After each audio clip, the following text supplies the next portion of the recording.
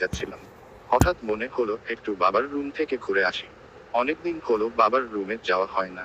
বিয়ের পর থেকেই বাবার সাথে আগের মতো সময় কাটানো হয় না। শুক্রবারের সময় পেলেই বউকে নিয়ে ঘুরতে চলে যায়। বাবা গেছেন কিছু ওষুধ আনতে। আমি বাবার রুমে ঢুকে দেখি রুমটা খুব এলোমেলো, খুব অগোছালো, ঠিক যেমন একটা ছোট্ট বাচ্চার রুম। বাবার বয়স হয়েছে, শরীরটারও দিন দিন অবনতি ঘটছে। আমার সাথে তার অনেকদিন কথা তো দূরে থাক, তার চেহারাটাও দেখি না। সারাদিন অফিস করে রাত করে বাসায় আসি, এসে খেয়ে দেয়ে ঘুমায় পড়ি। সকালে উঠে আবার অফিসে চলে যায়। বাবাকে নিয়ে ভাবার সময় আমার নাই। আমি জুইকে ডাক দিলাম। জুই বাবার রুমে এসে বলল, কি হয়েছে, এত চিৎকার করছো কেন? বাবার রুমটা এত অপরিষ্কার আর অগোছালো কেন? তো আমি কি করব? কি করবে মানে? তোমাকে না বলেছি বাবার যত্ন নিতে? আমি কি প্রতিদিন শুধু ওনাকে নিয়ে পড়ে থাকবো নাকি? যত সব, বাড়ির আরো অনেক কাজ আমাকে করতে হয়। তাই বলে বাবার যত্ন নিবে না? কেন? ওনাকে সময় মতো খাওয়াচ্ছি, সময় মতো ঔষধ দিচ্ছি, এসব কি যত্ন নেওয়া না? আমি কিছু বলিনি আর। জানি ওকে কিছু বলে লাভ হবে না। ও এমনই, খুব জেদি। ভালোবেসে বিয়ে করেছে, তাই এসব সহ্য করতে হচ্ছে।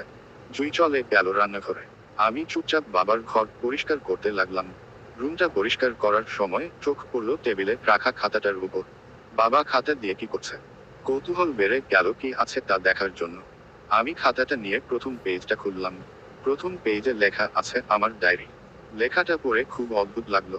আমি পরের পেজ খুলতেই দেখি মায়ের একটা পুরানো ছবি, আর তার নিচে লেখা আছে কলিজা। বাবা মাকে অনেক ভালোবাসতো, কিন্তু মায়ের মৃত্যু এবং শতকরা চিহ্ন তত্ত্বর পর বাবা খুব পাল্টে গেলেন। যখন মা এবং শতকরা চিহ্নরা যায় তখন আমি ইন্টারে পড়তাম। ওই সময় বাবা খুব ভেঙে পড়েছিলেন। আমি আর আপুরা মিলে অনেক কষ্টে বাবাকে সেই কষ্টটা ভুলাতে পেরেছি। আমরা 3 ভাই বোন। আপুরা বড় আর আমি সবার ছোট। আমার আপুরা মানে ইরা আপু আর জান্নাত আপুর বিয়ে হয়েছে 2 বছর। তারপর থেকে বাবা আর আমি একা থাকি। জুই আর আমার বিয়ে হয়েছে 6 মাস হলো। বাবা অনেক আগেই তার চাকরি থেকে রিটায়ার্ড হয়েছে। আমি পরের পেজটা উল্টালাম। সেখানে মাকে নিয়ে লেখা অনেক কবিতা আছে। আমি সব পড়ে একটু মুচকি হাসলাম।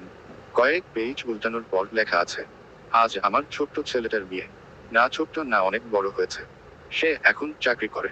কাব্য এখন দায়িত্ব নিতে শিখেছে। আজ তার বিয়ে। মেয়ে তার পছন্দের। আমি না দেখেই হ্যাঁ করে দিই। আমার ছেলে মেয়ের আশা আমি কোনোদিন অপূর্ণ রাখিনি। তাই তাদের পছন্দ মতো সব করেছি। জুইমা দেখতে খুব মিষ্টি। দোয়া করি তারা যেন সুখী হয়। এভাবে কয়েক পেজ পড়লাম, সবগুলোতেই আমাকে নিয়ে লেখা।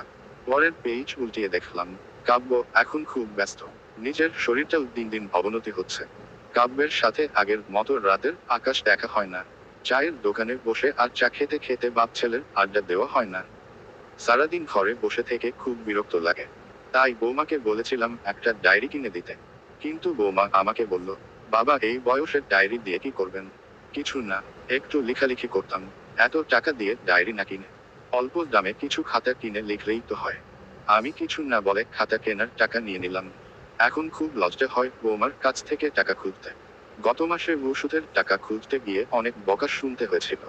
বলেছিল, এত দামি ওষুধ না খেয়ে অল্প দামি ওষুধ খেলেই তো হয়। আমি সেদিনও কিছু বলিনি। কিছু কিভাবে বলবো? কাব্যকে বললে সে ভাবে আমি মিথ্যা বলছি। সে তো আর আমার কথা ভাবে না।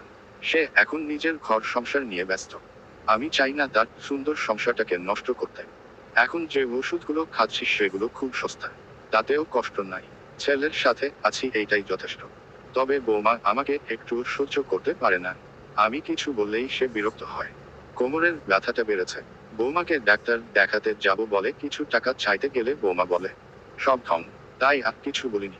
বাধ্য হয়ে এই মাসের ওষুধের টাকাটা বাঁচিয়ে রেখেছি। ডাক্তার দেখাতে যাব বলে কালকে বৌমা বলেছিল আমি নাকি তাদের সংসারের বোঝা। তাই সিদ্ধান্ত নিয়েছি আজকে ডাক্তার দেখাতে যাব।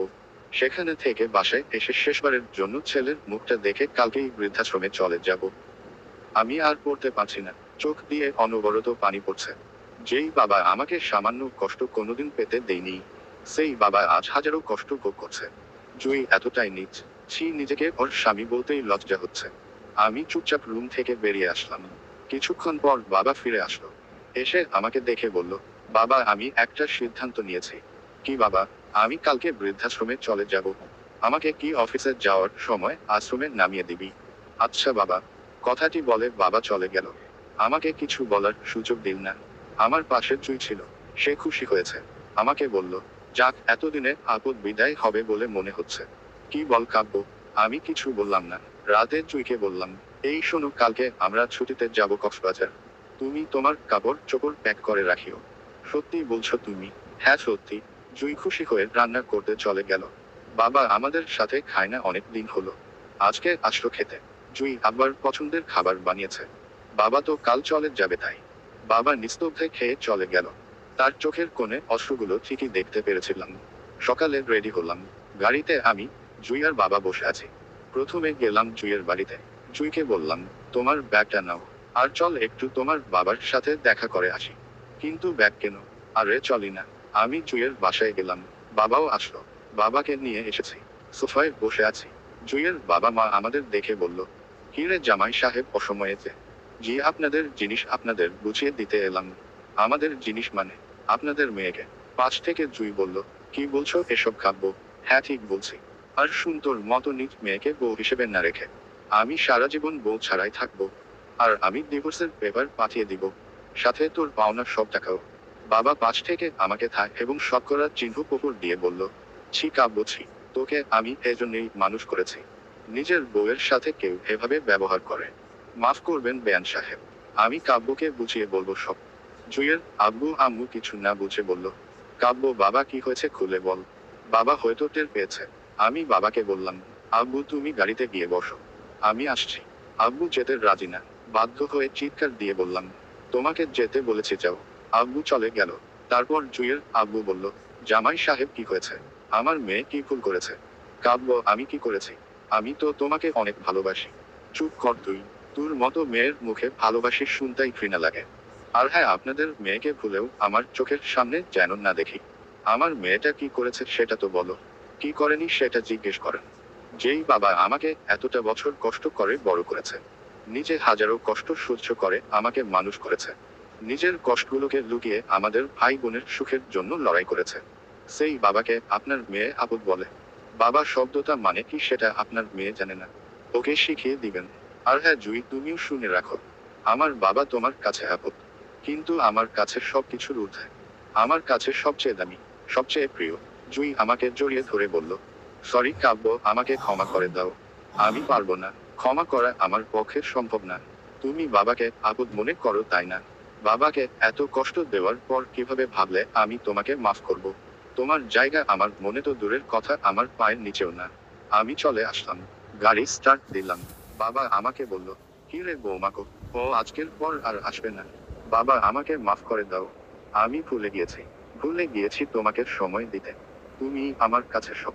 এখন আমি আর বাবা চায়ের দোকানে বসে বসে চা খাচ্ছি আর আড্ডা দিচ্ছি। কুমন বাবার চোখে খুশির ঝলক দেখতে পাচ্ছি। অনেকদিন পর বাবা হাসছেন। তার হাসি মাখা মুখটা দেখি না অনেকদিন হলো। তাকে হাসতে দেখে মনের মাঝে এক আনন্দের ঝড় বয়ে যেতে লাগলো। বাবা ভালোবাসি, অনেক ভালোবাসি তোমায়।